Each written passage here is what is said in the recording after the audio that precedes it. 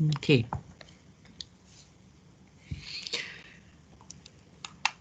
Nah, nomor 1, di antara pernyataan berikut asam organik, asam fosfat, dan asam karbonat terpenting sebagai buffer.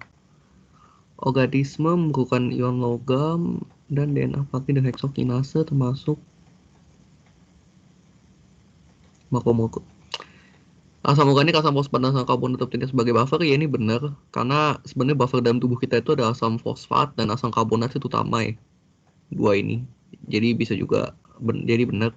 Organisme memerlukan ion logam itu jelas banget karena kita perlu ion-ion logam yang kayak ada mineral makro sama mineral mikro gitu tuh kan dalam bentuk ion logam. Jadi pasti benar. DNA peptid dan heksokinase termasuk makromolekul. Nah ini juga benar karena DNA kan makromolekul itu sebenarnya ada 4 ya, ada karbohidrat, ada lemak, protein, dan asam nukleat. Nah DNA itu kan asam nukleat. Terus pati juga termasuk karbohidrat yang besar, polisakarida, dan heksokinase ini merupakan enzim. Jadi enzim itu masuk ke dalam protein. Jadi dia juga bakal makromolekul. Jadi yang benar adalah 1, 2, dan 3. Gitu. Oke, nomor 1. Yang nomor 2, di bawahnya pernyataan mengenai sel jaringan tempat makromolekur dua unit kecil dari suatu organisme. Enggak, karena unit kecil dari suatu organisme itu adalah sel. Organ adalah sekumpulan sel, ini juga salah. Sekumpulan sel dengan tugas sama disebut organ juga salah. Tangan adalah contoh jaringan, salah juga. Organel sel terdapat di semua organisme. Ya ini bener. Ini main tempat ya ini mau apa? Pasti adalah organel sel. Sebenarnya agak nggak bener-bener banget sih sebenarnya, karena kan ada organel sel beberapa yang dia nggak dapat di semua organisme. Contohnya kayak kloroplas tuh cuma ada di tumbuhan, so bakteri-bakteri kayak ganggang gitu yang bakal fotosintesis gitu.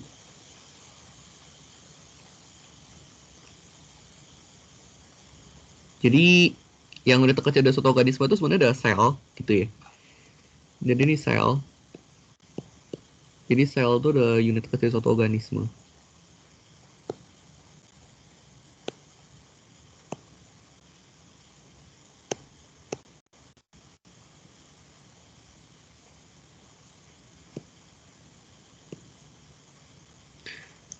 Kenapa ya tulisannya nggak bisa bagus?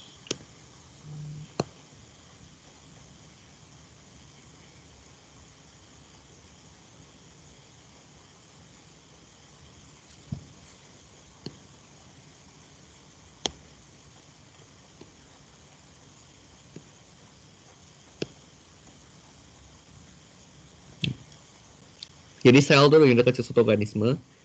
Nah, sekumpulan sel itu berikutnya adalah jaringan gitu. Jadi definisi jaringan ini tuh yang C sebenarnya, sekumpulan sel dengan tugas yang sama itu disebut dengan ini adalah jaringan gitu. Oke, jadi jaringan itu terus. Nah, kemudian dari jaringan-jaringan itu dia berkumpul menjadi suatu organ gitu. Jadi organ itu ada sekumpulan jaringan juga. Jadi organ itu ada sekumpulan jaringan gitu. Nah, jadi tangan ada contoh organ juga.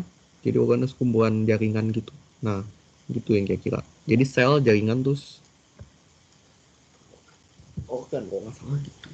Ya, paling tepat gitu. Itu yang tingkat-tingkatan komponen penyusun makhluk hidup. Nomor 3, penilaian berikut mengenai membran sel fungsi sebagai penyimpan energi. Ini jelas benar karena ya bisa juga buat penyimpan energi. Karena dia kan ada lipid ya, lipid itu sebenarnya bisa dihancurin kan, dia fosfolipid sebenarnya. Dari fosfolipid ada glikopid juga. Nah, lipid penyusun membran selain fosfolipid juga tadi ada kolesterol ya benar, karena kolesterol ini buat entropi membran nih biar dia buat meningkatkan kelacakan membran sebenarnya sih ada kolesterol itu. Bersifat dinamis dan kaku, ya ini benar karena kalau yang kaku itu dinding sel gitu. Jadi yang benar 1, 2, dan 3 gitu.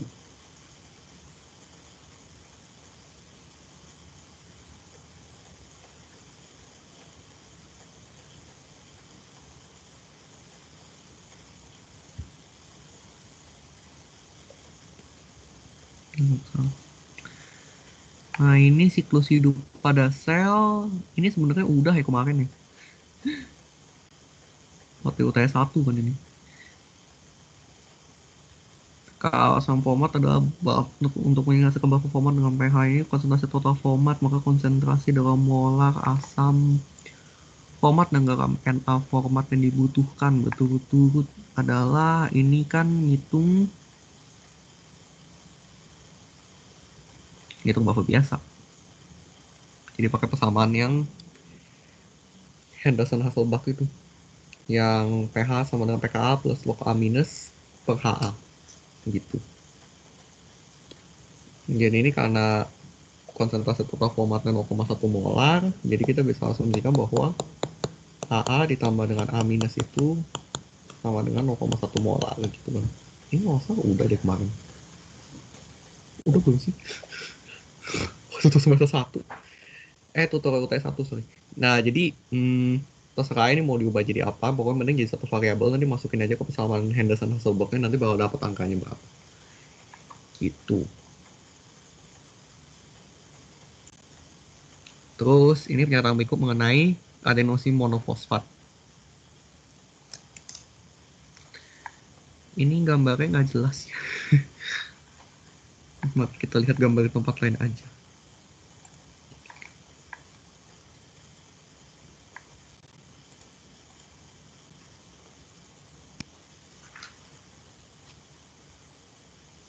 Bentar ya.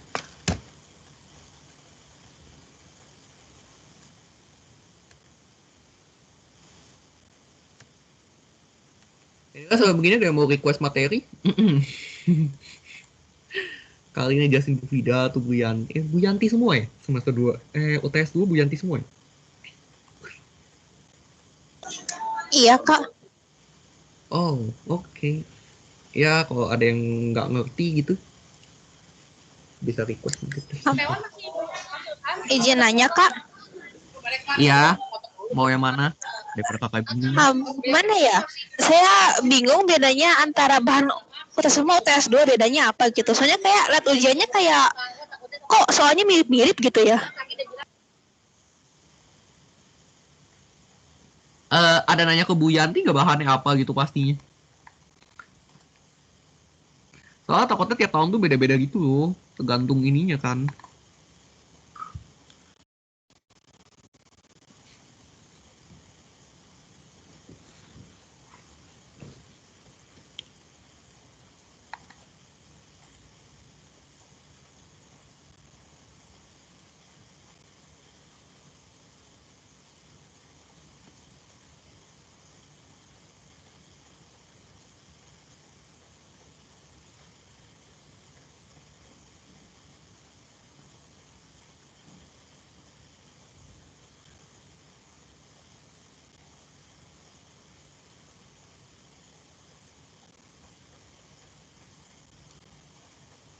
Nih adenosin monofosfat.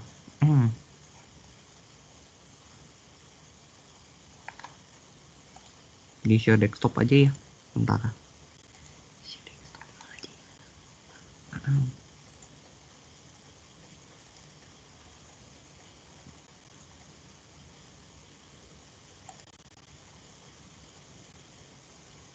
Kata nggak gambarnya? Di Google aja. Nah ini ada monofosfat nih. Jadi dalam nukleotida. Jadi ada beda nada nukleosida dan nukleotida. Di mana kalau nukleosida itu dia nggak ada gugus fosfatnya di angka sini. Sementara kalau di nukleotida itu ada fosfatnya di sini. Gitu. Nah pernyataannya apa? Adenosin monofosfat memiliki atom cek chiral. Jadi dia cek chiral. Di sini nih jelas ada nih. Karena ini jadi fission kalau lurus. Ini jelas ada dari gula ribosanya. Terus susunan domain pada gugus fosfat itu atom P sebagai susunan domain pada atom glukosa, atom P sebagai atom glukosa sama dengan gugus ribosa dengan atom O sebagai atom pusat, yakni segitiga planar. Ini jelas nggak mungkin karena P-nya itu PO4 3 minus tuh. Kalian gambar strukturnya itu dia gambarnya harusnya struktur tetrahedral bukan segitiga planar. interaksi antara dua molekul AMP dapat menghasilkan senyawa ester fosfat. Iya, jadi ester fosfat itu maksudnya dia di antara ini gugus OH-nya ini dia akan bereaksi dengan salah satu gugus OH yang dari sini membentuk ikatan yang disebut dengan ikatan fosfodiester nantinya. Gitu. Jadi emang bener.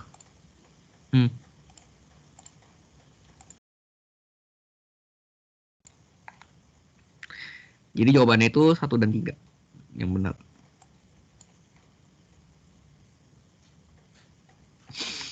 Ini soal aneh. Ternyata mereka mengamalkan essay kok ngomongnya nukleoid. Tadi atas organel apa? Semua juga punya organel.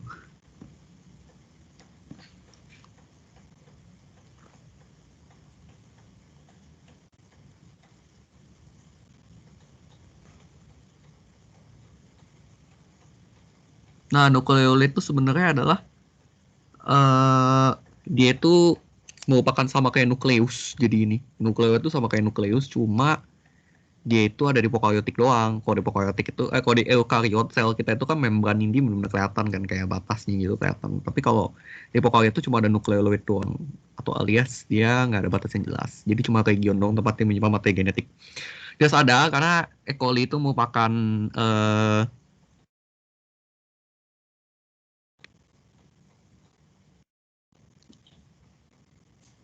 suatu ini apa? Suatu prokaryotik kan.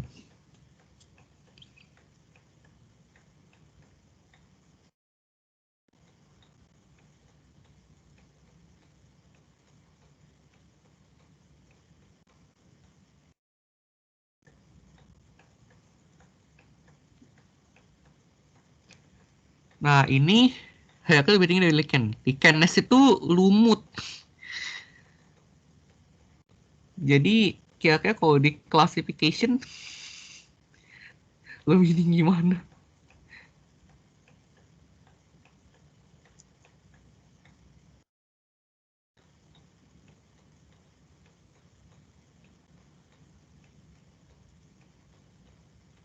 Lichen tuh sebenarnya masuknya ke E.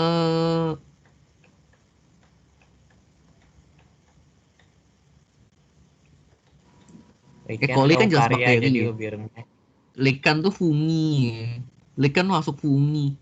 Eukariot. Berarti harus lebih rendah. Ini salah. Nggak tahu kalau lichen apa. Gila kalau di kelas buku kayak gini. Jadi yang bener cuma satu. Namanya nukleoid. Yang bener. Kayak salah satu tumbuhan gitu deh. Lu udah lumut ya jelas lah ya. Lumut jamur gitu yang mirip-mirip. Oke. Nah, ini hitung delta genom untuk reaksi berikut. Pilva tambah NADH tambah H plus. Ini kayak UT1 nggak sih? Ini. Ya, ini kan nggak mau aja tinggal di... tahu kan mana yang ke... Ini kan oksidasi ke reduksi kan. Ini kan potensial reduksi. Berarti kan tinggal minus 0,19 dikurang 0,32. Nanti kan dapat tuh. Nah, dikurang minus 0,32 nanti kan dapat nolnya. Terus tinggal delta G sama minus NFE aja. Kan N-nya 2 hektar gitu kan. Jadi udah tahu nanti delta G-nya berapa. Gitu.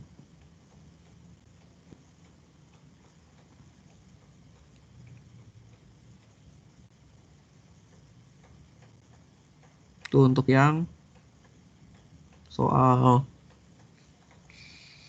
nomor 8. Nah, nomor 9. Jika tekanan osmosis sel normal ada 300 mol per liter, osmometer digunakan bagi konsentrasi total partikel konsentrasi molekul dalam mol per liter. Tentukan berapa gram NaCl harus timbang dalam 1 liter agar sel berada dalam larutan yang isotonis.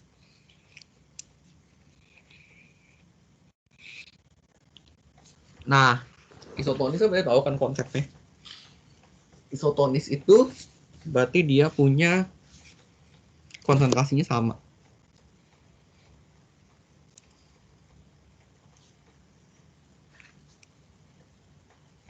Nah, ini kan sebenarnya buat bedain konsentrasi total partikel ya. Berarti kan dia ini kayak dari kali I sebenarnya. jika tekanan loss secara normal ada 300 mili. Osmopoliter digunakan untuk membedakan satu tempat tidak melakukan.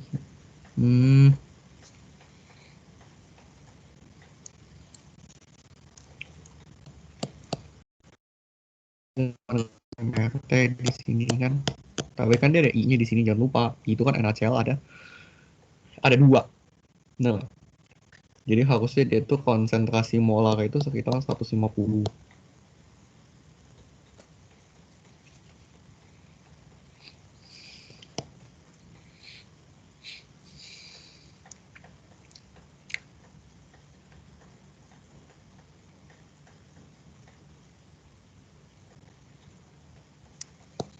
Bukan deh, jangan. Daripada bingung, kita Facebook pangkat -3 aja dulu.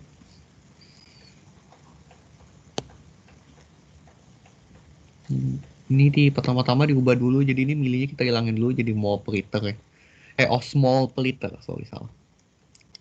Dikali 10 pangkat -3 itu jadi 0,3 osmol per liter.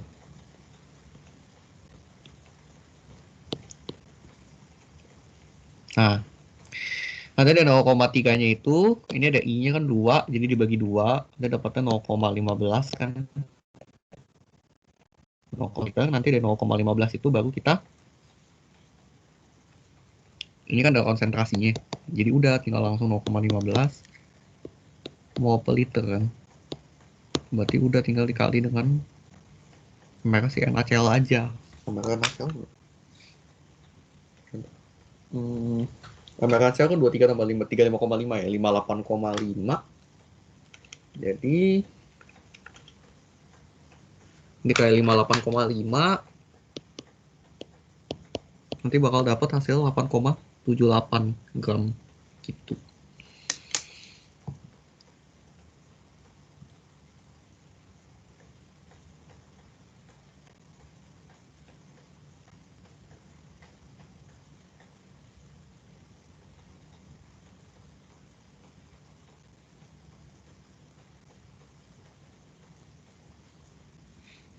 Nah, sekarang di antara pernyataan berikut mengenai makromolekul. Monosakarida ada salah satu monomer makromolekul penyusun sel.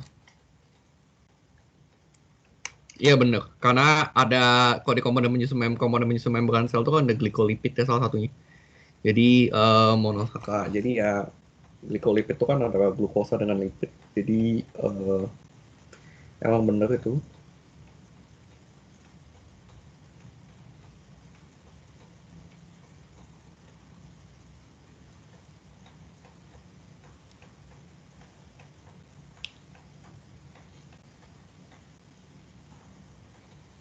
Yang kedua, selulosa ada contoh polisakarida, sama glutamin sintetase ada contoh protein.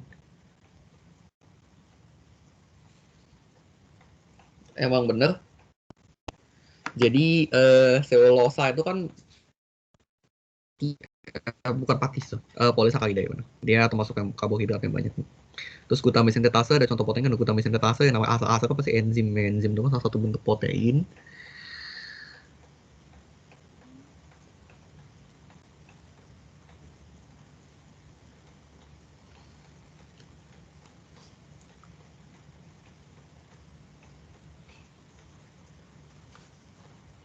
Nah, terus kreatifnya kedua ujung poin makromolekul sama ini salah karena tergantung dia ujungnya, tergantung dia monomernya apa.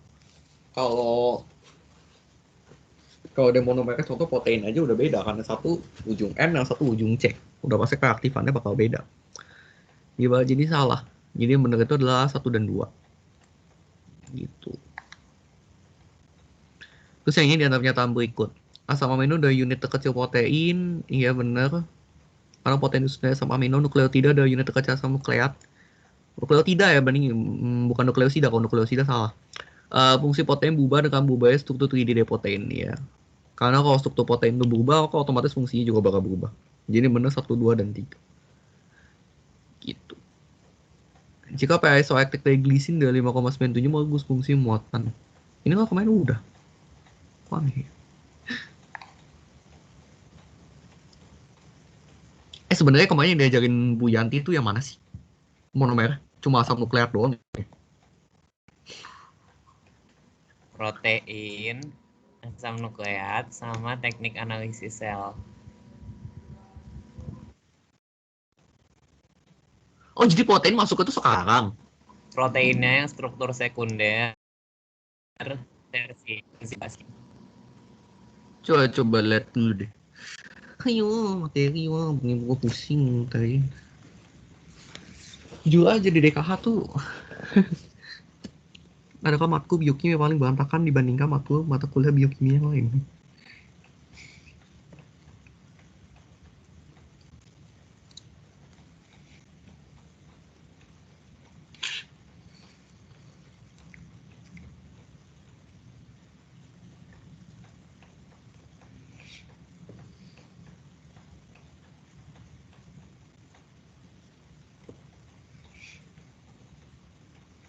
Coba dilihat dulu.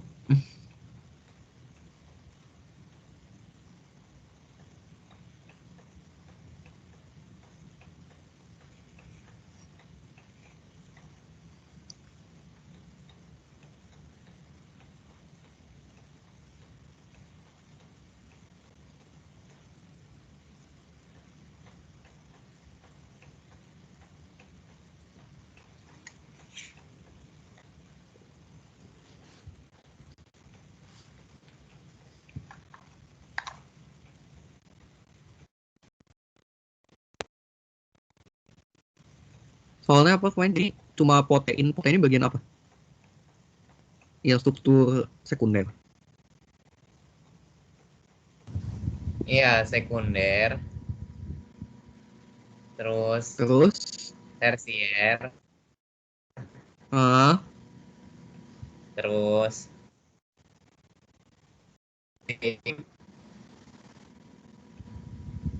asam nukleat, mm sama teknik analisis sel, itu doang. hmm. Oh, teknik analisis sel yang kayak sentrifugasi gitu-gitu ya. Yang analisis komponennya kan sentrifugasi, ini bagian ini apa, paling berat apa gitu, bener. Iya, yang kayak gitu.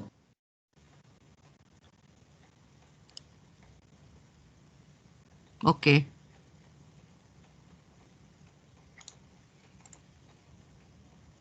Ya udah berarti ini kan berarti struktur primer enggak ya. Struktur primer udah berarti yang mau Bu Vida ya kemarin ya.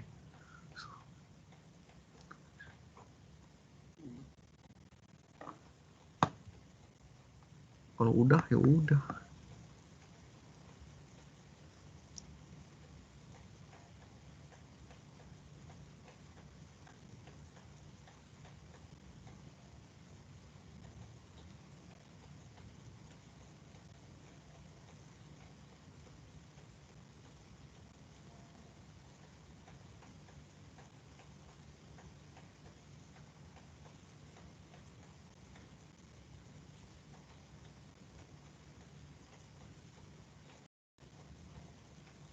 Pusingnya. Tidak berarti ini deh. Tulang punggung protein udah berarti ini kan soal relevan. Tulang punggung protein terbentuk ada ikatan peptida. Iya, karena struktur primer itu kan backbone-nya.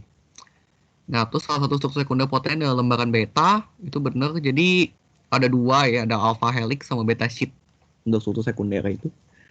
Terus semua protein bikin struktur kuaterner. Ini enggak, karena kebanyakan protein tuh ya tersier. Sampai tersier sih umumnya. Kuaterner jarang. Jadi yang benar itu 1 dan 2 aja. Ini struktur primer. Oh, itu masuk termasuk oikopeptida. Ini benar karena dia bukan yang banyak banget ya, jadi itu termasuk oikopeptida. Ujung N terletak pada residu asam amino lisin. Ya, karena ini kan kalau dari sini kan sama kayak kalau peptida itu kan dari sini kiri itu N terminus, kalau kanan tuh C terminus. Kalau DNA itu sebenarnya nggak ada ininya, itu berarti ujung kirinya 5 aksen, kalau yang kanannya 3 aksen kalau untuk DNA. Nah, ini berarti kalau ini berarti semuanya benar karena lisin ini kan ujung N ini kan N terminus, terus ini C alanin nih C terminus. Jadi benar 1, 2 dan 3. Nah, nama enzim yang dapat mensintesis DNA adalah lebih tepat ya ribosim sih, nggak mungkin ribosim tuh ribosom sebenarnya, ribosom buat sintesis protein. Retrovirus ini kan nama organismenya RNA polymerase, yang nggak mungkin lah ya sintesis RNA. Reverse transkriptase ini sebenarnya mensintesis DNA, jadi sebenarnya ada dua, ada DNA polymerase sama reverse transkriptase. Cuma lebih tepatnya sih maksudnya DNA polymerase lah ya. Karena kan dia menemukan sintesis DNA. Kalau reverse transkriptase itu dia ngesintesis RNA dari DNA. Nggak ngesintesis DNA dari RNA. Nah, dan pernyataan berikut, bahasa penyusun unit terkecil DNA adalah CGAT. Ya, ini benar. DNA itu CGAT karena kalau RNA itu CGAU. Nah, gula penyusun unit terkecil RNA adalah deoksiribosa. Ini salah sih. DNA, unit terkecil DNA ada deoksiribosa baru benar. Nukleotida dan nukleosida kayak gugus fosfat. Ini salah, kalau saya kebalik, nukleosida dan nukleotida yang kehilangan gugus fosfat. Jadi yang benar adalah satu saja. Gitu. Nah, struktur sekunder DNA terbentuk akibat adanya karena ada ikatan hidrogen kan. Kan ada pasangan antara AT dengan GC, di mana kalau AT itu dia ngebentuk 2 ikatan hidrogen. Sementara kalau GC itu dia membentuk 3 ikatan hidrogen. Gitu. Jadi memang DNA yang punya komponen GC lebih banyak itu pasti bakal sifatnya bakal lebih kuat gitu. Nah, pada nukleotida berikut, di manakah gugus ujung OH bebas terikat? Ini maksudnya PA, PC, PG, mungkin maksudnya monofosfat kali itu. Nah, ini seperti tadi kakak bilang kan, di sini ada 5 aksen ke 3 aksen gitu. Nah, 5 aksen ini sebenarnya 2 ujung fosfat, sementara 3 aksen itu adalah ujung OH-nya. Jadi sebenarnya kalau kalian lihat di gugus yang ini deh, terutama contoh ini aja ya. Nah, ini kan sebenarnya di sini tuh ada 1, 2, 3, 4, 5 gitu. Jadi ujung 5 ini ada gugus fosfat, sementara ujung 3-nya adalah si OH-nya. Gitu. Makanya kenapa jawabannya yang mana tadi? Kok hilang? Oh ya ini. Ini adalah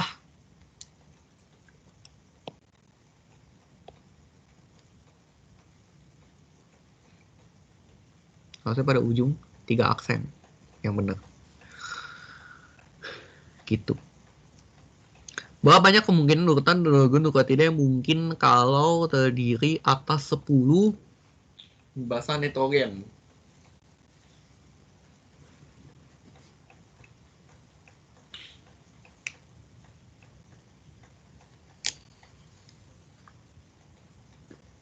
Nah, ini kan berarti basa nitrogen kan ada 4 ya, oligonukleotida itu. Kemudian dia ada 10 basa nitrogen. Harus itu adalah 4 pangkat 10 harus humusnya. Jadi harusnya 1048. Harusnya gitu sih.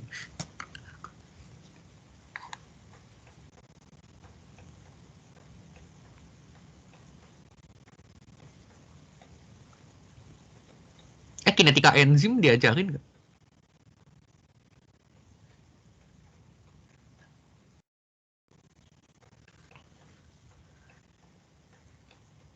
Ada Kak. Ada ya.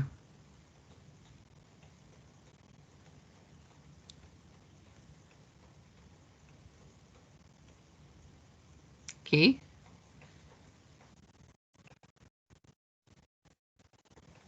Berarti kita lanjut aja. Ini masuk materi UTS 2 kan kinetika enzim kalau gitu ya? Iya masuk Kak. Oke.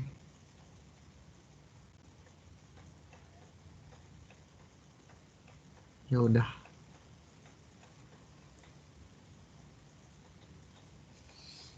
Nah, jadi enzim dapat tidak sebagai katalis dengan cara. Nah, sebenarnya itu enzim itu bertindak sebagai katalis itu dengan cara sebenarnya bukan menukar energi pengaktif. Ya memang sih menukar energi pengaktifan itu benar.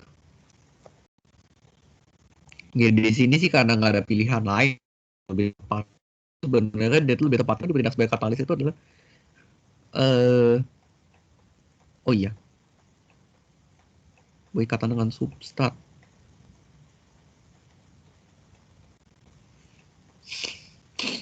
Ya, lebih tepatnya menukar energi keaktifan emang. Jadi sebenarnya tuh dia mencari jalur baru nih sesuai mekanisme ini. Jadi dia bakal bereaksi dengan si substratnya ini membentuk kompleks S, kemudian dia akan terurai gitu menjadi E plus P gitu.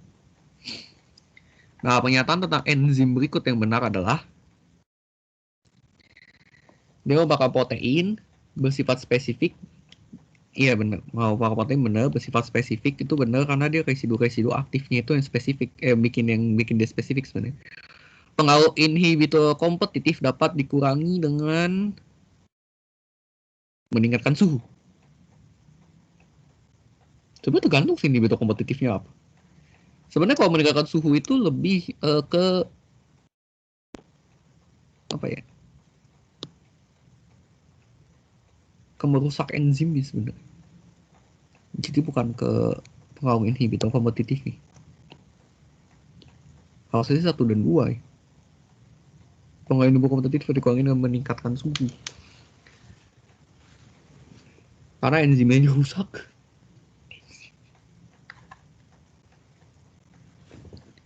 Energi bebas Gibbs untuk aktivasi adalah, nah ini kan kalau kalian lihat ini sebenarnya dari diagram ininya. Nah, jadi energi bebas Gibbs untuk aktivasi itu adalah ya ini selisih antara energi bebas substrat dengan keadaan transisi. Jadi yang dekat puncak sini dengan di sini gitu. Jadi benar adalah yang A. Ketapa Michaelis Menten adalah, nah pengertian itu adalah sebenarnya yang B sebenarnya sama dengan konsentrasi substrat pada saat laju reaksi sama dengan setengah laju maksimum. Karena sebenarnya kalau kalian lihat rumusnya KM itu, kalau kalian turunin dari persamaan reaksinya ini, itu sebenarnya rumus jadinya itu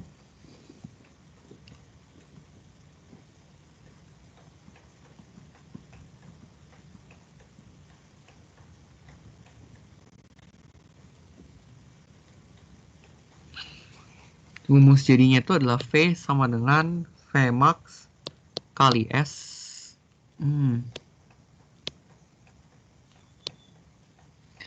Kalau pakai ini tuh tulisannya jadi jelek.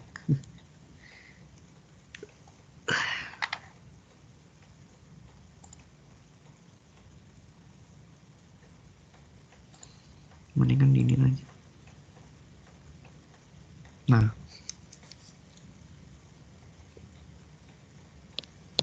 jadi V sama dengan V max ini kali S per KM tambah S gitu.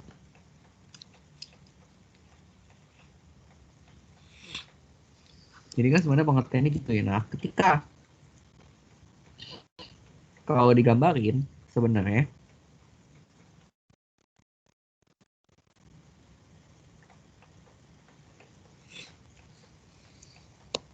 kalau digambarin kufanya itu tuh kayak gini. Dimana sini dari 0 dia kan melengkung gini kan. Nah ini kan Vmax nih, kalau dia melengkung data gini tuh Vmax. Nah ketika dia mencapai Vmax kedua itu yaitu konsentrasi substratnya itu sama dengan KM gitu. Jadi kalau digambarkan emang begitu plotnya. Jadi makanya kenapa di top replacement itu sama dengan konsentrasi substrat pada saat laju reaksi sama dengan setengah laju maksimum. Gitu, itu dari rumusnya.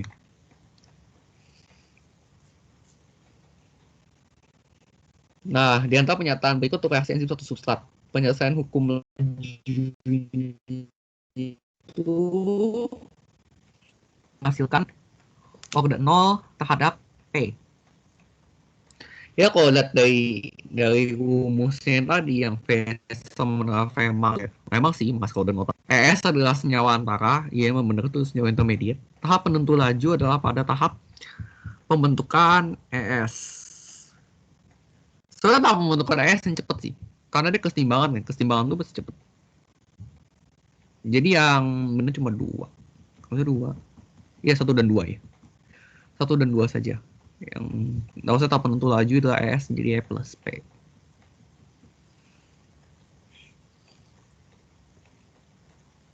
Bentar, tahap penentu lajunya mana ya? Bener nggak sih yang 3?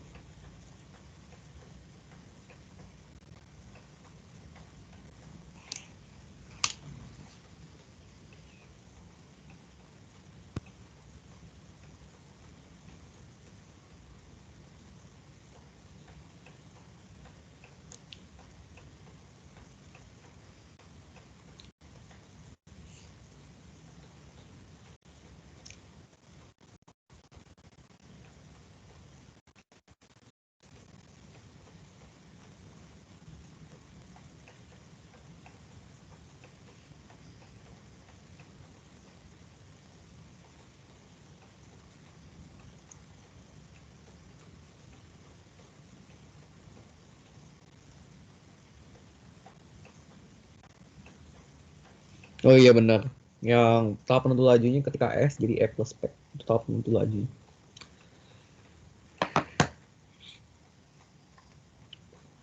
Nah, untuk dapat melihat tegakan sel, dapat dilihat dengan maksud selalu bentar.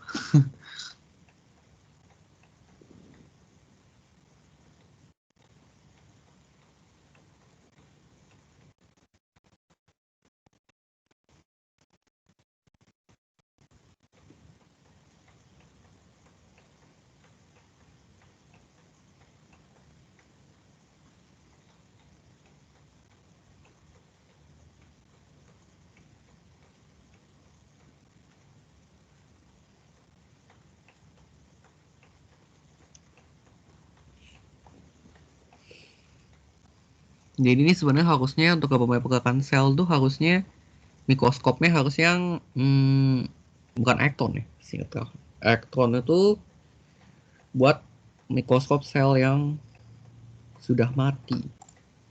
Coba kita lihat di sini.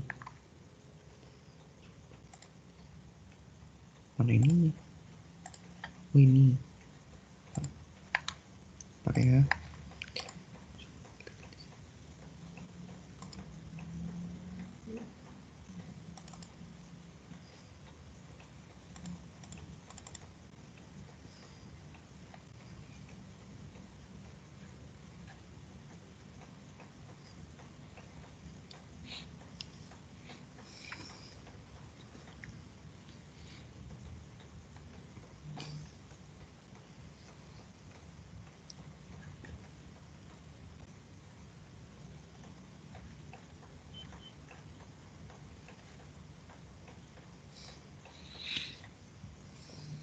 Nah, kalau kita lihat di sini, dari sekarang struktur ini harusnya adalah yang mikroskop cahaya advance. Harus untuk melihat gerakan sel dengan dinamis. Itu advance. Advanced light microscopy itu bisa digunakan untuk melihat itu. Karena kalau untuk yang TEM sama yang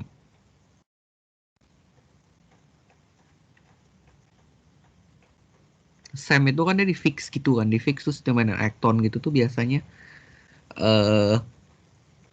sel yang udah mati sih.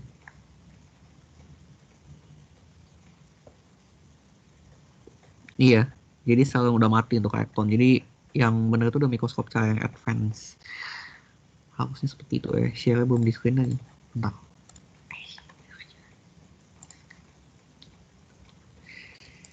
Jadi kalau yang bright field, sini coba bisa yang mati. Kalau Ektron udah pasti mati semua. Kalau fluorescent itu bisa buat mati, bisa buat hidup. Kalau advance itu yang buat hidup. Lebih tepat ya buat hidup sih, karena bisa transparan gitu. Kalau fluorescent ya bisa dua-duanya sih sebenarnya. Gitu. Nah ini. Sekarang, sel prokaryote tipe sel primitif merupakan tipe sel eukariot yang tidak berkembang.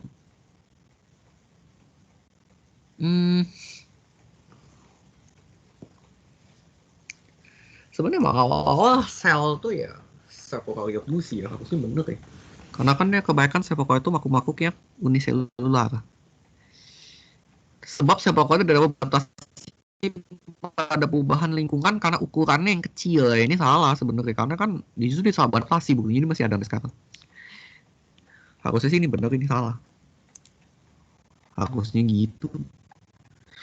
Nah, fosfolipid pada membran sel terorientasi dan susunan bagian polar saling berhadapan sehingga bagian eko terorientasi ke bagian luar dan ke dalam sel.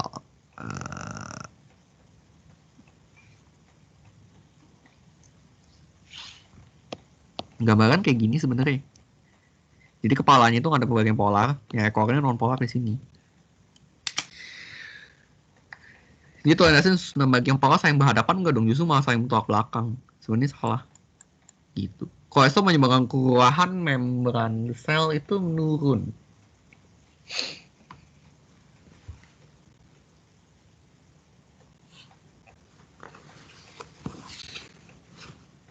Nah ini bisa bener sih. Karena kan kolesterol ini kan sebenarnya nyelip-nyelip acak gitu ya di tengah-tengah membran sel, jadi menyebabkan dia itu ya ketatu membran sel menurun. Gitu. Semua senyawa atau ion dapat dengan bebas menembus membran sel ini jelas salah. Karena kan membran sel kita semi permeable. Sebab membran berfungsi sebagai penyimpan energi. Ya membran memang berfungsi sebagai penyimpan energi tapi nggak ada hubungannya. Jelas nggak ada hubungannya. Ini keluar saya. Pada struktur fosfolipid hanya terjadi interaksi hidrofobik. Sebab fosfolipid mengandung gugus-gugus. Enggak juga. Karena fosfolipid itu kan ada bagian polar, ada bagian non polar. Jadi bahasa ada hidrofobik, ada hidrofiliknya. Terutama di bagian kepala fosfatnya ini kan dia berinteraksi dengan hidrofilik kan. Karena ini kan lingkungan membran, lingkungan luar sama lingkungan dalam membran sel itu kan cairan air. Nah, fosfolipid mengandung gugus non polar. Ya emang bener, ada gugus non polar kan antihidrokarbon. Gitu. Nah, interaksi Van der Waals dan interaksi mungkin terjadi antara protein dengan protein lainnya.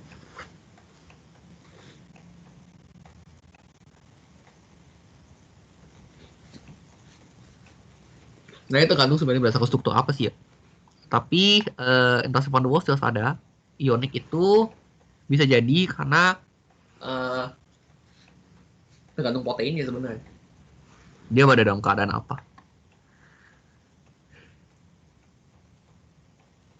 Kalau dia bisa berinteraksi positif negatif ya why not. Semua asam amino adalah monomer protein. Ya ini benar. Asam amino adalah monomer protein tapi nggak ada hubungannya sebenarnya. Ya bisa dibilang nggak ada hubungannya sih menurut kakak. Nah, kata dong kovalent dapat pada selulosa. Ya ini benar karena ada ikatan glikosidik kan di sini. Oh, ikatan sebab ikatan hidrogen mungkin terjadi antar untai selulosa. Ya ini bisa aja sebenarnya. Karena kan selulosa itu kan dia beta deglukos kan sebenarnya. Dia itu kita kan tahu kalau banyak gugus sidoksinya. Nah, gugus sidoksi itu kan dia pasti memungkinkan jadi ada ikatan hidrogen gitu antar si gugus sidoksi, tapi nggak ada hubungan. Hidrolisis ATP menghasilkan energi yang sangat tinggi. Iya benar. Sebab reaksi bentuk ATP merupakan reaksi endoterm. Ya pembentukannya benar. Karena hidrolisisnya karena eksoterm. Keren. Nah, ini kalau dibilang saling berhubungan sih, ya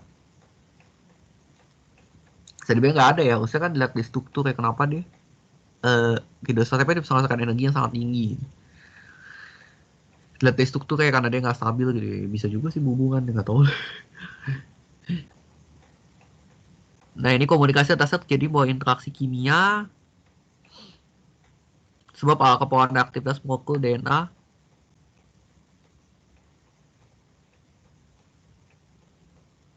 ini maksudnya apa ya?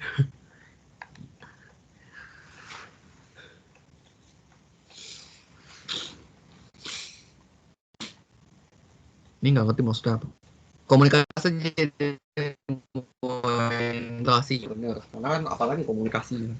Pasti kan dia ada masuk ke zat apa gitu kan antar sel.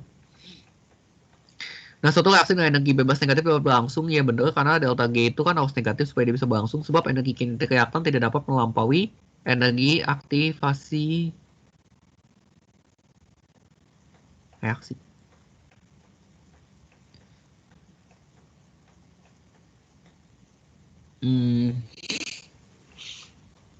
Kalau emang energi bebas negatif dapat berlangsung, maksudnya energi kinetik reaktor dapat kemampuan energi aktivasi reaksi. Ya harusnya sih salah ya. Nah ini, struktur DNA menurut Watson dan Crick di atas dua untai poinokotida memiliki keporangannya berlawanan. Iya, karena ini kan double helix sih. Jadi yang satu 53, yang satu 35 kan. Jadi pasti keporangannya berlawanan. Keporangan ujung 5 struktur poinokotida lebih tinggi daripada ujung 3. Nah, kalau dilihat keporangan ujung 5 itu kan fosfat deh. Si gugus fosfatnya. Nah, fosfat itu kan sebenarnya bisa berupa ionik kan. Bisa berupa ion gitu. Sementara kalau 3 itu kan dia berupa ujung hidroksi aja. Jadi emang lebih tepat sebenarnya keporangan ujung 5 ya lebih tinggi daripada ujung 3. Jadi dua-duanya benar. Tapi nggak sama hubungan kayaknya. Nah, proses penerjemahan kode-kode genetik dari DNA ke RNA itu disebut dengan translasi. Enggak sih, salah ini. Harusnya proses penerjemahan kode-kode genetik dari DNA ke RNA disebut dengan transkripsi. Jadi dia dari DNA itu nanti ditranslate gitu ya, diterjemahkan menjadi emang sebenarnya benar ditranskrip sebenarnya, tapi nama transkripsi diubah jadi mRNA karena kalau translasi sendiri itu adalah proses pengubahan dari si mRNA-nya ini menjadi asam amino gitu di ribosom. Nah itu namanya proses translasi. Nah sebab kodon dan kode genetik dari atas 3 base nitrogen yang berurutan yang terdapat pada mRNA. Ya ini benar, kodon dan kode genetik ini pengertian kodon benar, tapi nggak sah. Ini salah benar gitu. Jadi ini salah ini benar. Gitu. Struktur kekuatannya poten terbentuk akibat ada subunit membentuk protein. Iya, iya benar. Antara struktur tersier protein sih sebenarnya. Subunit ya, bisa subunit juga. Jadi kalau kayaknya tuh protein yang gede-gede gitu ya, kayak ada region-regionnya gitu. Nah itu namanya subunitnya itu. Sebab gaya yang terlibat untuk membayarkan otak kestabilan struktur protein ya gaya Van der Waals, kata hidrogen, kata kovalent, ikatan ion. Nah ini semua emang gaya ini yang saya bertangkap kestabilan struktur protein jadi benar. Ini bisa aja saling hubungan sih. Nah, kedua untai pada DNA berinteraksi melalui ikatan kovalen? Enggak, karena harusnya di ikatan hidrogen. Sebab pada enzim monofosfat berinteraksi dengan timini monofosfat melalui basa-basa nitrogennya. Iya, karena kan dia bentuk ikatan hidrogen kan dari basa nitrogen. Jadi salah ini benar. Nah, ini pemisahan campuran tadi. Mitokondria dapat diisolasi dari sel E. coli. Sentrifugasi gading meninggalkan musuh. Ya. Ini jadi klorofil dapat dari kloroplas, ini benar. So klorofas dapat sintesis glukosa dari karbon dioksida dan air dapat dari udara. Iya ini benar, ada fotosintesis kan.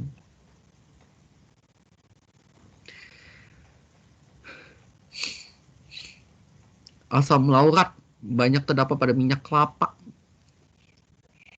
Asam laurat ini asam lemak yang asam lemak kalian nggak belajar. Oh, nggak usah.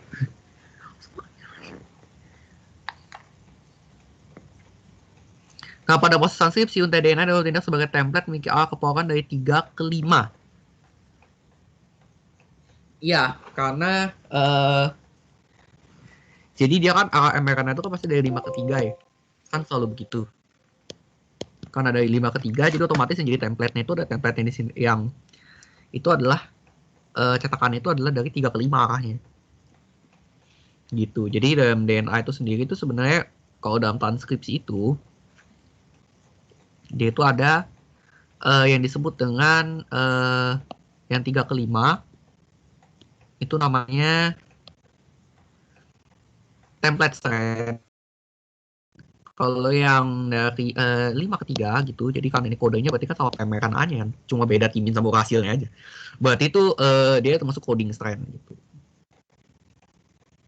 Di antara 64 kodon AUG adalah kodon pemula. Nah ini kodon AUG ini kodon statik. Jadi kodon statik kodon yang ini pengetahuan sih emang pasti begitu. Jadi dia sintesis.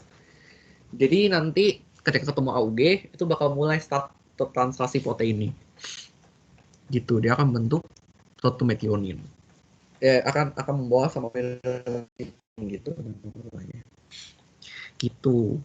Tapi ini bener-bener tapi nggak ada hubungan. Gitu. Nah, kita lihat game pemisahan nih. Jujur aja pemisahan tuh banyak loh.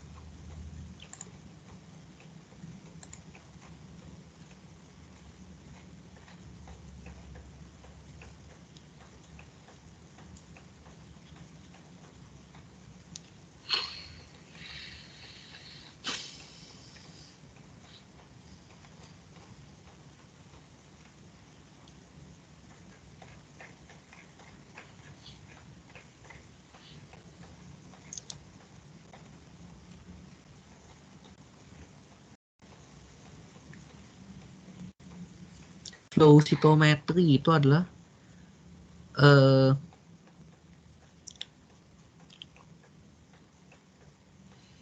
teknik pemurnian sel, itu masuk teknik pemisahan juga.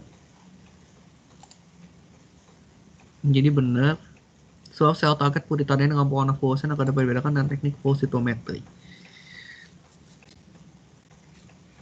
Ini namanya juga teknik flow cytometry karena dia ini ada fluoresennya, jadi harus ada warna sih. Ya, kenapa? Ada yang mau ngomong? Belum set. Iya, emang enggak. Oke. Emang gue baru ngomong doang. Soalnya sambil ngeliat bahannya.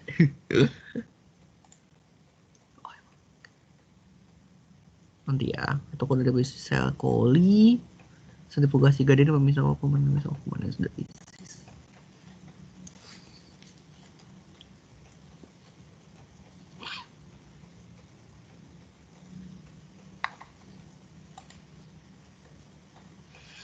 Yaudah deh, sahabat bahannya.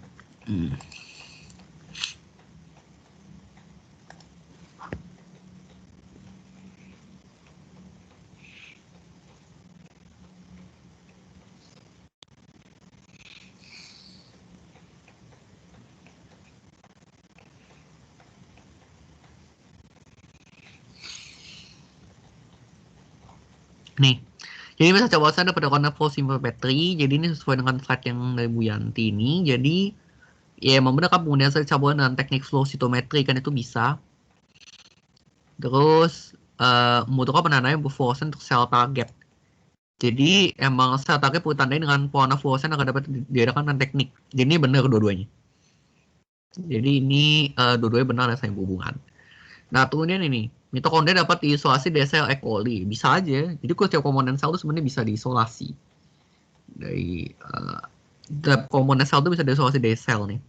Soal sentrifugasi gradien dapat memisahkan komponen sel sudah lisis. Nah, sentrifugasi gradien itu adalah yang ini. Jadi dia dengan masa-masa jenis yang ini sukrosa yang densitas gradiennya bertambah seiring dengan ini. Nah, jadi setelah disentrifugasi, komponen yang kira-kira masa jenisnya sama gitu dengan gradien densitasnya itu akan jatuh ke ya ini ke masa jenis yang tepatnya itu. Jadi makanya mitokondria di sini bisa kita lihat kan, mitokondria di sini berarti dia bisa dipisahkan dari sel coli dengan metode tersebut. Gitu. Nah, ini soal yang ini yang apa nih?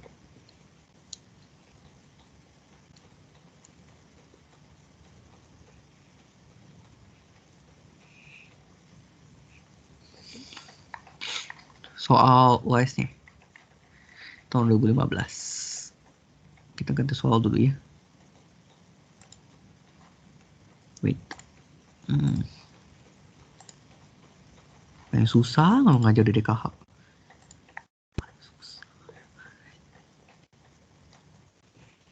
Jangan lupa lah ya, ini juga ya struktur sel, berarti struktur sel diulangin lagi tuh. Oh ya, soal bedaannya kalau struktur hewan tuh kalau salah nggak punya vakuola. Kalau tumbuhan ada.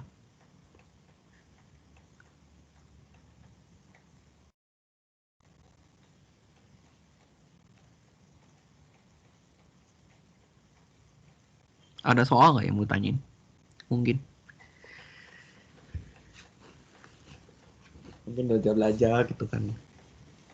Tiba-tiba kayak ketemu soal mau ditanyain apa gitu.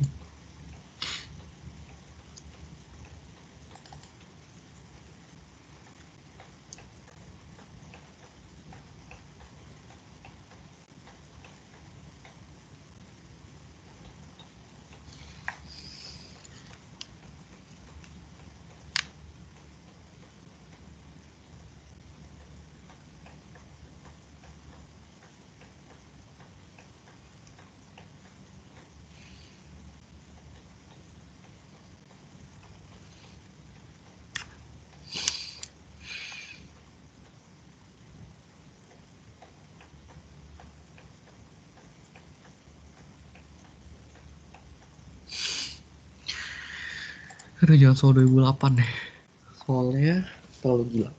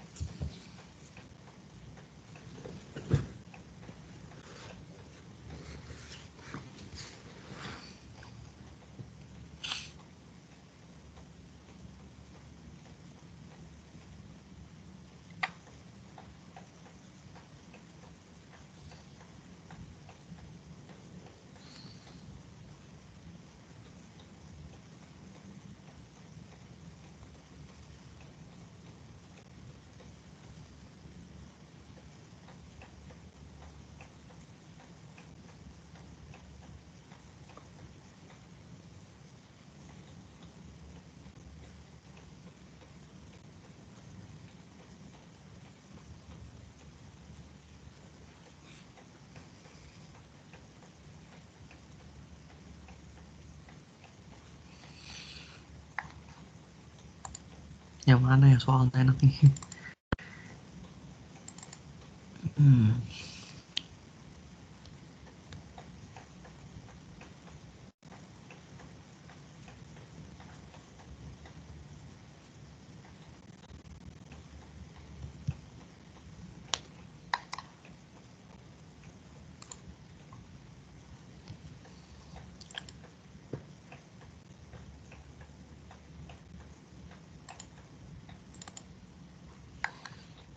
Pengantara informasi genetika, struktur protein sebagai biokatalis, peran enzim, prinsip kerja dan mekanisme. Kita lihat ini aja deh kalau gitu.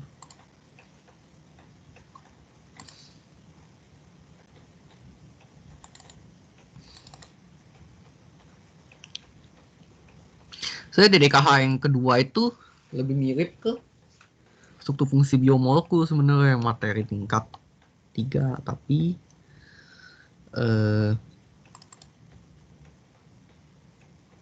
ya nggak semua ininya sih. Cari dulu kinetika enzim gimana ya.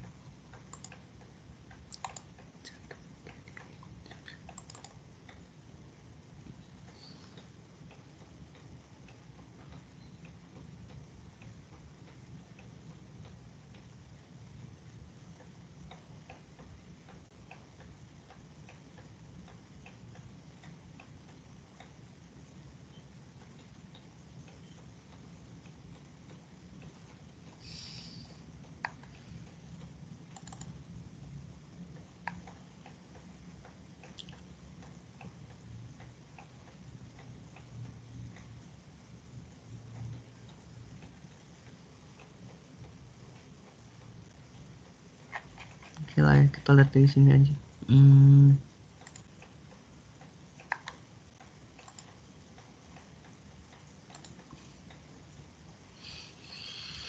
Nah, kita coba review. Nggak review sih. Kan masuk silabus ya. Kinetika enzim. Jadi enzim kan tahu nih. Enzim udah katanya reaksi sistem biologi. Katanya reaksi sistem biologi. Jadi dimana kita tahu tuh sebenarnya kenapa harus ada enzim tuh karena kebanyakan reaksi yang ada dalam tubuh kita itu bahkan reaksi-reaksi yang delta G-nya besar. Jadi ya kalau delta G besar kan positif ya, otomatis kan dia nggak bisa berlangsung sebenarnya. Nah, oleh karena itu diperlukan katalis. Nah, katalis itu kalau dalam tubuh kita itu enzim. Nah, sebagian besar enzim adalah protein. Iya, memang kebanyakan protein dan memang ada beberapa yang dibantu sama kofaktor kayak misalnya ion-ion gitu, ion non logam kayak ion Mg2+, ion apa, nah itu kan perlu buat si enzim itu supaya bisa bekerja gitu. Makanya kenapa kita perlu ion-ion kayak gitu. Nah, karakteristik dari enzim adalah catalytic power dan spesifitas. Nah, jadi sebenarnya catalytic power atau kakat itu sebenarnya adalah efisiensinya gitu loh. Efisiensi si enzim itu dalam mengkatalis suatu reaksi. Jadi kalau makin gede, ya berarti enzim itu bakal efisien gitu buat mengkatalis reaksinya. Dan spesifisitas itu adalah spesifikasi enzim itu dalam mengkatalis suatu reaksi. Jadi dalam enzim itu sebenarnya ada suatu yang disebut dengan triad katalitik, di mana dia itu bahkan residu-residu asam amino yang memang berperan dalam reaksinya gitu. Jadi kalau dilihat dari mekanisme mendetail dari tiap enzim itu ada dia melibatkan triad katalitik tersebut. Gitu. Nah, ini kinetika reaksi kimia. Ini review berkidas aja. Gimana ini kalau sudah ngerti lah ya. Metode laju awal gitu kan. Terus hukum laju gitu. Udah pertama, udah kedua. Ketergantungan laju reaksi terhadap temperatur. Ini yang pakai persamaan Arrhenius. Kan teori tumbukan juga. Ini lebih ke dinamika sini, gak usah lah ya. Intinya nggak perlu ini. Nah, ini hubungan antara kinetika dan termodinamika.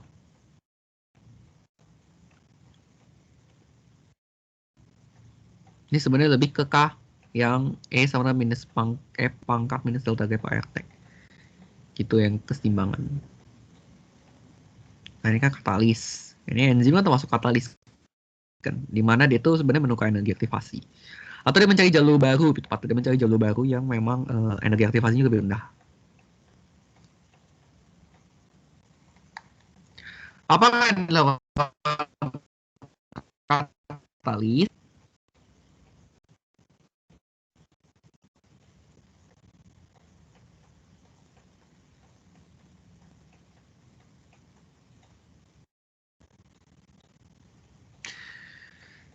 Nah, jadi ya itu. Dia sebenarnya mau katalis itu dengan yang dia menukar energi aktivasinya gitu, mencari jalur baru. Nah, ini kira-kira kurang lebihnya dimana dia itu ini jadi reaktan di sini dia bisa berkaitan dengan enzimnya gitu, kemudian ini bentuk suatu produk dan lepas gitu. Jadi yang harusnya awal reaksinya dia tuh segini, dia tuh dengan membentuk keadaan intermediate tertentu. Jadi kalau di sini tuh kayak semacam ada E tambah S, jadi ES di sini terus jadi P gitu.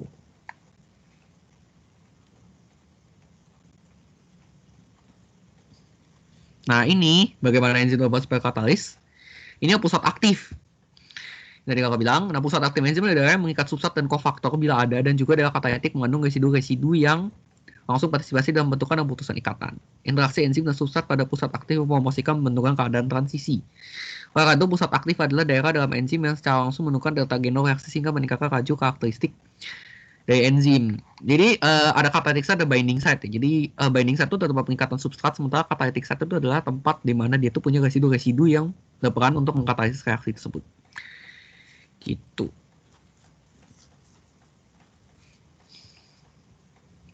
Nah, ini perbandingannya di mana bagaimana enzim buat sebagai katalis, di mana kalau reaksi awalnya substrat, ini dibandingkan dengan logam, stick logam ya. Jadi kalau kita transition state itu band terus dipatah gitu kan, itu kan ada ininya itu susah kan. Tapi kalau dengan enzim itu kayak semacam magnet gitu.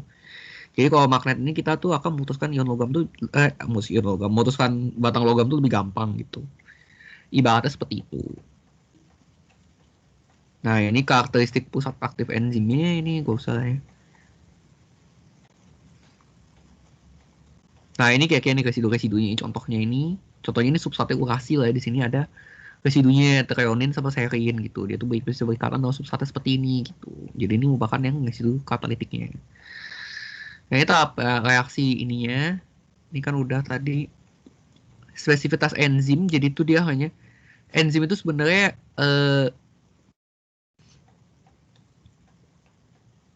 ya intinya itu substratnya sebenarnya spesifik gitu. Jadi kadang-kadang ada enzim tertentu yang hanya bisa mengkatesis ini satu substrat saja gitu. Itu karena kenapa? Karena emang ada bentuknya gitu, bentuk enzimnya. Nah, jadi dengan ini tuh makanya dicetuskan hipotesis lock and key, di mana kayak semacam kunci dan gembok, di mana kalau gemboknya ini cocok, jadi kayak semacam puzzle gitu. Kalau ini cocok, maka baru bisa bereaksi gitu. Ada juga induced fit, di mana kalau induced fit itu poten itu kan fleksibel ya sebenarnya. Nah, jadi dia tuh awalnya kayak gini bentuknya, terus ketika dia berikatan bentuknya bakal berubah gitu. Nah, itu induced fit gitu. Nah, jadi sebenarnya kalau tapi berdasarkan analisis komputasi sebenarnya lebih tepat itu adalah hipotesis yang induced fit. Karena bentuk enzim ketika dia tidak aktif menjadi aktif itu berbeda bentuknya. Gitu. Nah, ini contoh enzimnya triosafosfatisomerase ini merupakan salah satu enzim dalam reaksi glikolisis. Gitu. Ini mekanismenya kalau lebih di tahap-tahapnya ini kan. Ada juga karbonik anhidrase. Nah, kita lihat sekarang kita ke mekanisme maintenance nih. Dimana sebenarnya mekanisme maintenance ini merupakan salah satu proporsi kinetika yang paling sederhana gitu ya. Jadi sebenarnya ada kinetika lain, tapi kalau untuk dasarnya emang paling umum digunakan adalah kinetika ini. Dimana E tambah S itu mengalami kesetimbangan bentuk kompleks dengan ES gitu kan. Kemudian ini K katalitiknya atau alias tahap penentu laju itu bakal menjadi E plus spek. Jadi asumsi kesetimbangannya itu adalah itu mengasumsikan bahwa laju disosiasi diukur berdasarkan nilai K terlalu lambat dibandingkan dengan laju pembentukan K1 dan nilai disosiasi menjadi kompleks enzim substrat menjadi enzim dan substrat K-1. Biasanya jadi ES akan selalu mendekati kesetimbangan dengan E dan S. Jadi laju disosiasi, jadi ini kan tahap penentu lajunya kan, makanya kenapa laju disosiasi kan kakak ini S jadi A plus P itu kan terlalu lambat dibandingkan laju pembentukan nilai disosiasi menjadi kompleks enzim substrat. Jadi antara bolak-baliknya ini. Nah, oleh karena itu BH ini jadi ES akan selalu mendekati keseimbangan dengan E dan S. Ini kan menggunakan pendekatan teori steady state sebenarnya kalau kan nanti belajar di dinamika kimia. Sudah steady state, nanti kalian bakal dapat ini penurunan gimana cara menurunkan rumusnya sehingga dapat ini. V sama dengan V max KS per substrat tambah konsen tambah KM nih. Gitu. Oh ya ini enggak Brix-Sheldon. Nah, ini penurunannya dari Michaelis Menten-nya. Jadi dari persamaan ini sebenarnya kalau kita linearisasi bentuk linearnya itu kita bisa mendapatkan suatu plot yang disebut dengan plot line Weaver-Bird gitu. Nah, ini ketika aku bilang KM itu diperoleh dari ekstrapolasi ke sumbu S sampai sama setengah V max. Jadi kalau diekstrapolasikan ini bakal dapetin nilai KM. Nah, penentuan nilai KM dan V max langsung dari grafik sampai KM tidak selalu memuaskan karena grafiknya membentuk kurva sehingga menyulitkan untuk melakukan ekstrapolasi dengan aku. Oleh karena itu, line Weaver-Bird akhirnya menemukan solusi di mana ini dilinearisasi menjadi suatu seperti sama dengan sesuatu tambah KM per V max KS itu kita ubah jadi seper begini, kemudian kita lakukan jadi plotnya itu adalah seper S dengan seper V gitu, dimana seper V ini ada sumbu Y dan seper konsentrasi substratnya ada sumbu X. Jadi kita bisa tahu kalau gradien itu adalah KM per V max dan kalau kita ekstrapolasi di sini, jadi di kalkulator nanti bisa tahu, jadi yang koefisien B-nya ini adalah KM per V max dan koefisien A-nya adalah seper V max gitu. Nah, ini arti nilai KM dan kakat. Konservatif listu KM dalam kondisi nilai kakat sangat dalam kondisi nilai KK sangat kecil, maka kuat ikatan enzim terhadap substrat sebenarnya. Nilai KM yang besar, yang berarti menunjukkan bahwa KM itu sebenarnya perbandingan adalah K-1 per K1. Jadi kalau KM yang besar, maka K-1 lebih besar daripada K1. Berarti kata enzim substrat itu sebenarnya sangat lemah, karena laju cepat kan. Tapi dalam kondisi nilai KK cukup besar juga akan memberikan KM besar, sehingga diinterpretasi dasar sesuai dengan hati-hati. Konstan kedua, KK menyatakan ukuran langsung dari produksi katalytik dari produk. Jadi yang E tambah S, ES jadi E plus P itu. Konstantanya juga sering disebut turnover number, yaitu ukuran yang menyatakan jumlah molekul substrat yang diubah per molekul enzim per detik. Ini contohnya nilai kakatnya gitu. Kita di sini kakatnya makin gede itu enzimnya bakal makin efisien gitu. Nah, jadi sebenarnya persamaan di atas itu bisa kita ubah sebenarnya dari V sama dengan nih Vmax kan. Vmax itu sebenarnya adalah kakat kali kakat kali E0 gitu. Bener kalau kita ubah. Itu pada kondisi substrat lebih kecil daripada Km itu dan sebagian besar enzim dalam keadaan bebas sehingga NO mendekati E itu maka bisa diubah menjadi persamaan ini. Pada kondisi rasio kakat PKM seperti tetapan laju order kedua. Karena ini kan laju total 1-1 kan. Nah, ini rasio ini juga menyatakan efisiensi katalitik. Nilai yang besar dari kakat, rapid turnover nilai kecil dari KM, itu akan membuat nilai kakat PKM menjadi besar. Jadi ini salah satu parameter untuk menentukan, jadi kakat PKM itu efisiensi katalitik. Jadi kalau efisiensi katalitik itu maka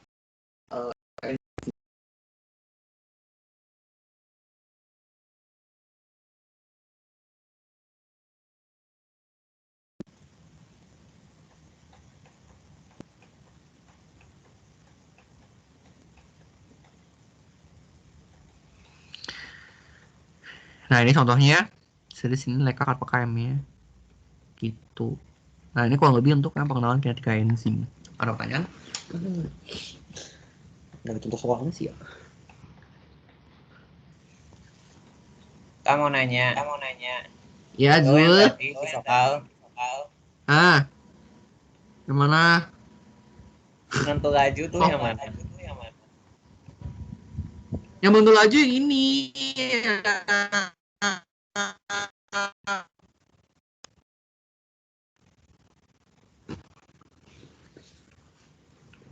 Kan tadi ini kan ada asumsinya tuh. Asumsi kalau bakal judisialisasi biodiku berdasarkan naik kakak tuh terlalu lambat gitu. Ini kakak ini kan. ES jadi E plus P kan. Bilang terlalu lambat dibandingkan dengan laju pembentukan K1 dan redisosiasi menjadi kompleks enzim substrat menjadi enzim dan substrat K1 dan K-1. Jadi kalau dibandingin ini kakak itu sangat lambat gitu. Makanya ya tahap penentu lajunya ya yang kakak nih dong. ES menjadi E plus P. Gitu. Oke. Oke, yang lain. Lumayan nggak?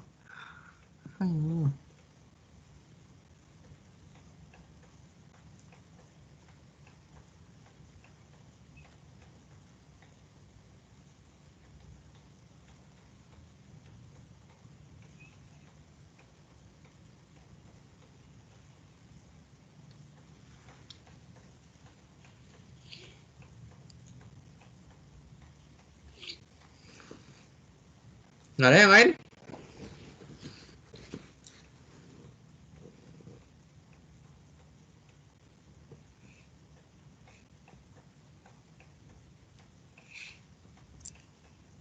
Nggak ada.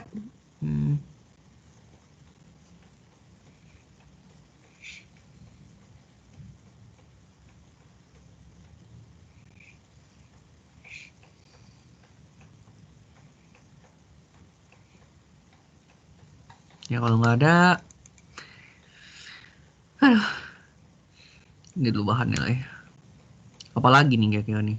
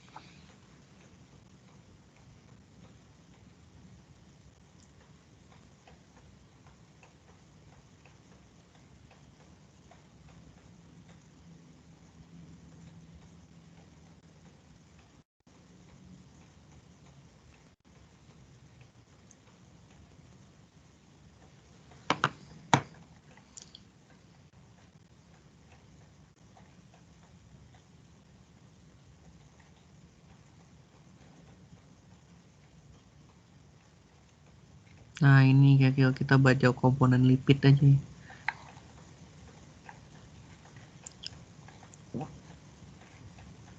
buat pengenalan aja.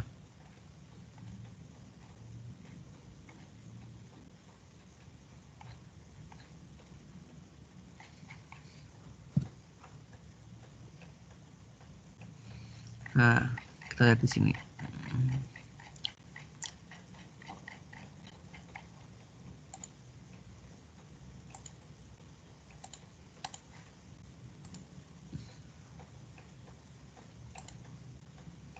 Nah, jadi senyawa lipid membentuk membran itu sebenarnya ada 3 macam. Yang pertama itu ada fosfolipid, yang kedua adalah glikolipid, dan ketiga ada kolesterol. Jadi fosfolipid itu apa? Fosfolipid itu ini. Jadi ini sebenarnya struktur dasar lemak itu sebenarnya dari triacylglycerol ya sebenarnya. Enggak, gliserol. Ya, gliserol ini dimana ini terdiri dari 3 atom karbon, di sini ada OH OH OH. Sebenarnya kalau asam lemak itu di sini setiap OH-nya ini ada asam lemaknya.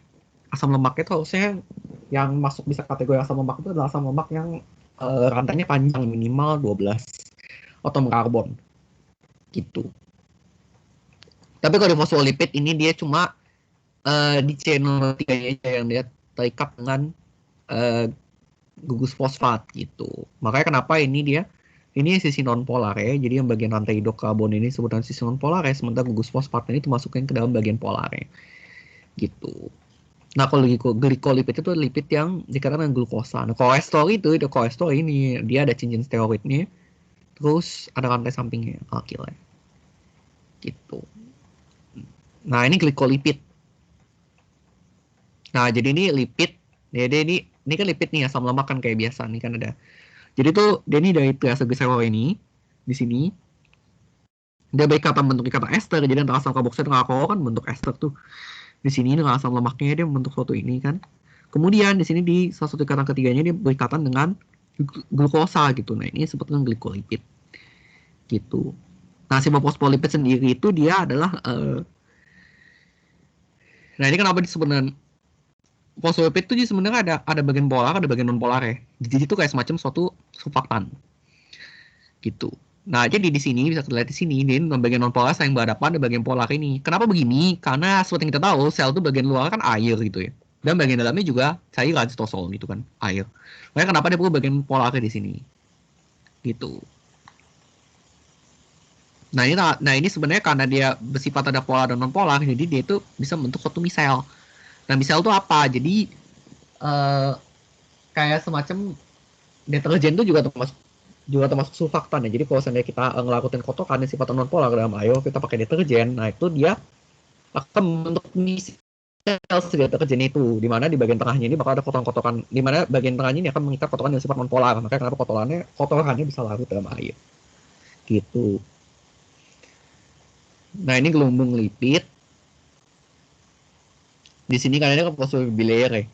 Jadi ini bagian karena kan bilayer. Jadi ini kan 2 lapis. Jadi ada lapisan utama, lapisan kedua gitu.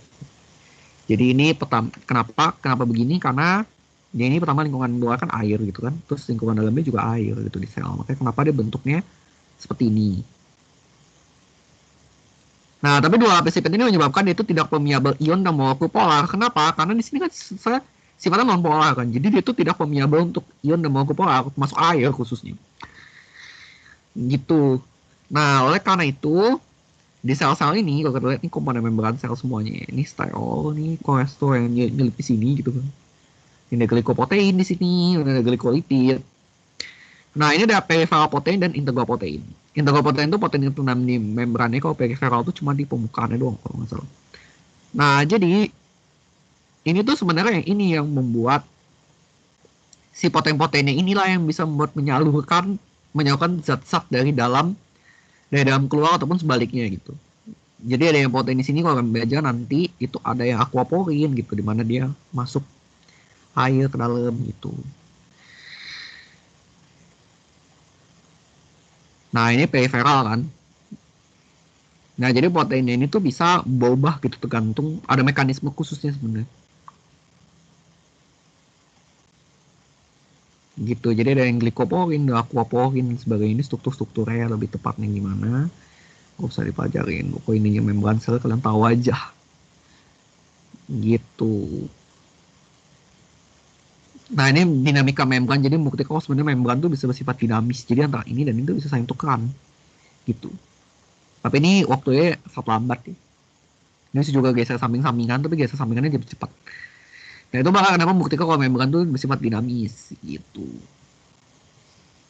Nah ini mekanismenya. Nah ini transfer membran. Jadi transfer membran itu yang pasif ada yang aktif. Kalau pasif itu dia biasa mau difusi. Difusi dan mau transporter. Jadi biasa untuknya umumnya untuk komponen pola kecil sih seharusnya. Kalau aktif itu dia membutuhkan melawan gradien konsentrasi. Sehingga membutuhkan energi. Nah ini difusi contohnya. Jadi antara ini bisa ada yang pindah kan. Tergantung kalau pakai transporter ini cuma selalu beda doang. Jadi ya bukan beda sih, maksudnya dia nggak langsung nembus dari membran, tapi ada fasilitator kayak poporin gitu-gitu. Kalau yang aktif itu dia perlu suatu ATP sebenarnya. Nah tipe-tipenya ada unipot, synpot, dan antipot. Jadi kalau unipot tuh langsung masuk aja substratnya, tapi kalau synpot jadi dia harus 2 substrat yang masuk. Jadi misalnya substrat S1 mau masuk, dia itu harus barengan sama S2. Kalau antipot dia harus ada yang keluar gitu, ada yang bawaan dan jadi yang masuk ada yang keluar gitu. Nah substrat yang membantunya ini sebetulnya cotransport gitu. Nah ini intinya kalau transport aktif dia perlu ATP. Itu sih ada difusi fasilitasi, ada ionoform mediator, nanti kalian belajar di bagian semestika. Itu aja sih. Nah intinya kalau mau ngenain aja komponen membran tuh kayak gimana.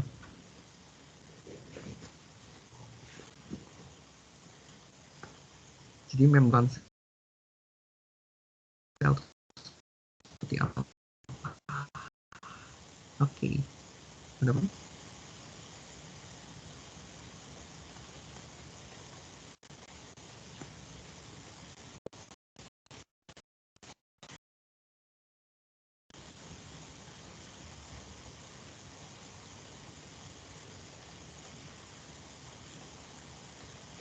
Enggak pertanyaan?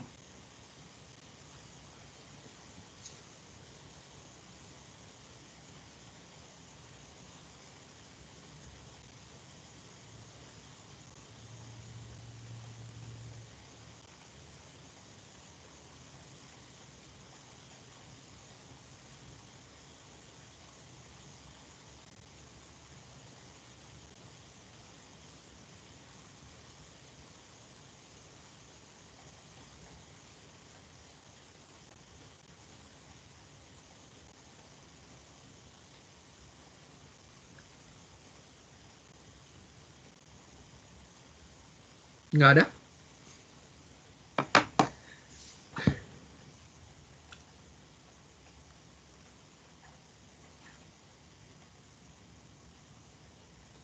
Bener kayak gak ada pertanyaan ya?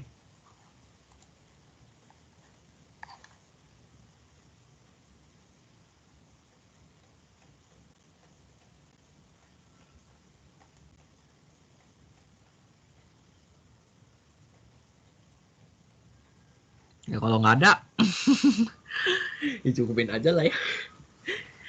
Juga bingung gitu. Nggak bukan bingung sih maksudnya ya kayak apa ya?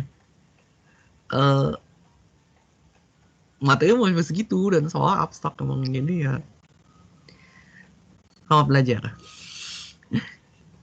Gimana? Ya ya gitu. Ada yang mau sampaikan dulu?